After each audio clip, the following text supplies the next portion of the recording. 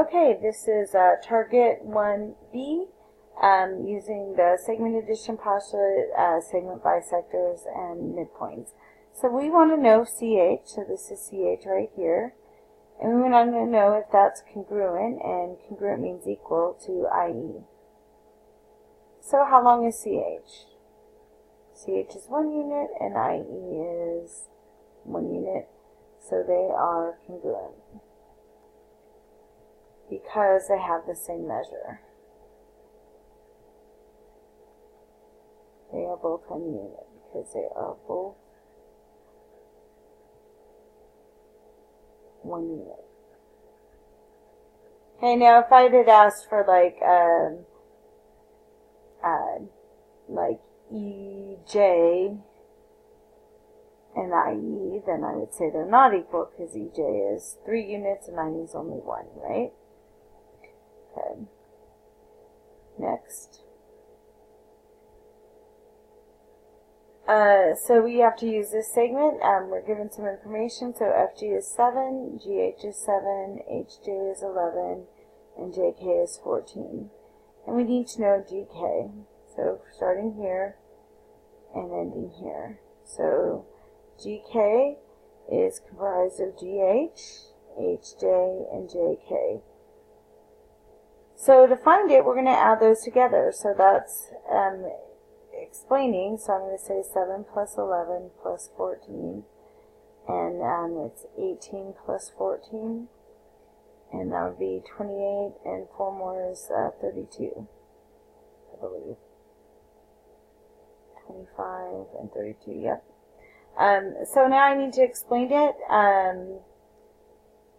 So we learned part plus part equals whole, but this time GK is broken up into 3 parts. So the segment addition postulate in this case would be part plus part plus part is equal to the whole. So I can add the 3 parts of segment GK to get the length of GK. So that's how I would explain it. Okay, number 3. In this particular case, it tells me that KT is 3x plus 9, and TP is 2x minus 27. Oops. Now when I look at these don't look equal to me at all. Okay, so, and it doesn't say up here that T is the midpoint, so I can't say that these 2 pieces are equal, so there must be some more information that I'm not seeing. Oh, here it is. I'm given that KP is 42. So I'm going to write 42. Okay, so again, I can use the segment addition postulate. Part plus part is equal to the whole. So the 2 parts are 3x plus 9 plus not equal. So plus 2x minus 27, and that equals the whole, which is 42. So combining like terms, I get 5x minus 18, I believe. 27 minus 9. I'm going to double check that.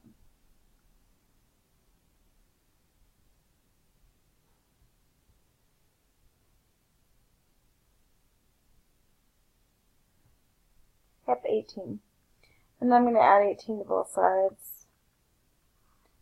And I get 5x equals 10, carry the 1, 50, 60. Divide both sides by 5, and I get x is 12.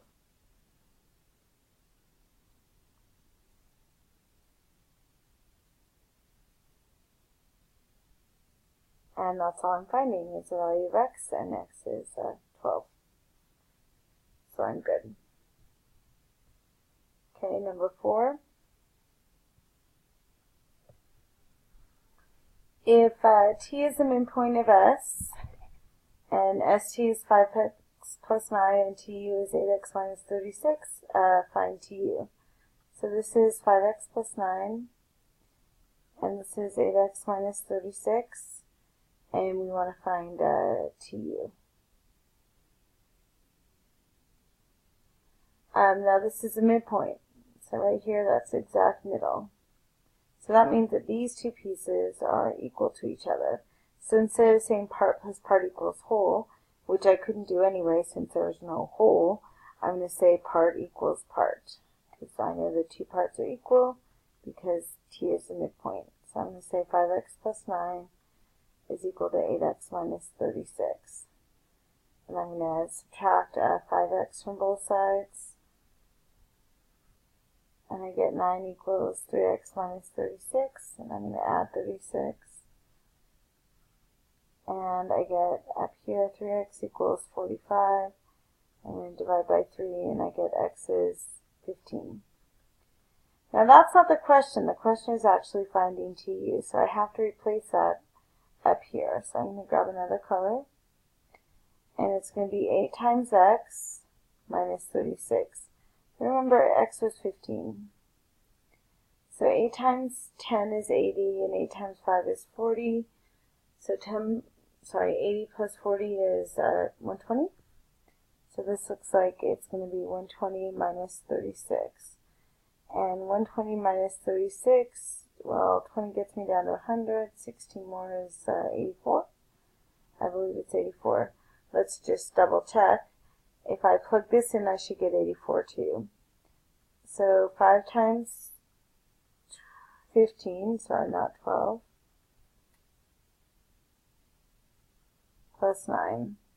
So 50, that'd be 75 plus 9, and 75 plus 9 is definitely 84. So yeah, 84 is right. TU is 84. I was just testing. So it's always good to plug into both. Make sure you get the same answer. That way you know you didn't make a mistake. Okay, number 5, we are given two endpoints, -2 and 4. I'm going to call this A and this one B. And A is a point -2, 4. And B is a point 8, 6. So 8 and then 6. 1, 2, 3, 4, 5, 6. And I have to find the midpoint. So it says plot them. So I plotted A and B. I have to also plot M. But before I can plot M, I have to find it. So remember the midpoint formula is x1 plus x2 over 2 and y1 plus y2 over 2. Get another color. So this is x1, y1, x2, y2.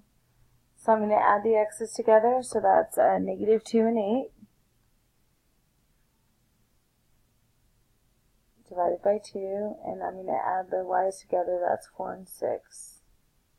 And divide by 2, and I get 6 over 2 and 10 over 2. Well, 6 over 2 is 3, and 10 over 2 is 5. So I get the point 3, 5. And that's M. And it should be directly in the middle of the two of them. And we could check it's over 1, or sorry, up 1 and over 1, 2, 3, 4, 5. And this one's up 1 and over 1, 2, 3, 4, 5. So they are equal. Now it also wants to find AM. So remember AM without anything over the top is the distance from A to M. So I'm looking for this distance right here. And look at that, I already drew myself a right triangle. So I'm going to use the Pythagorean theorem, leg squared plus leg squared equals a hypotenuse squared. So my hypotenuse is the side across from the right angle, sorry, not 5, which is x. So x is the hypotenuse. And my legs are 1 and 5. So I'm going to do 1 squared plus 5 squared equals x squared. And I get 1 plus 25 equals x squared, and I get x squared equals 26. And then I'm going to take the square root, and I'm looking for the answer rounded to, it doesn't say, so we'll just say the hundredths, so 2 decimal places. So root 26 is 5.09, so 5.099,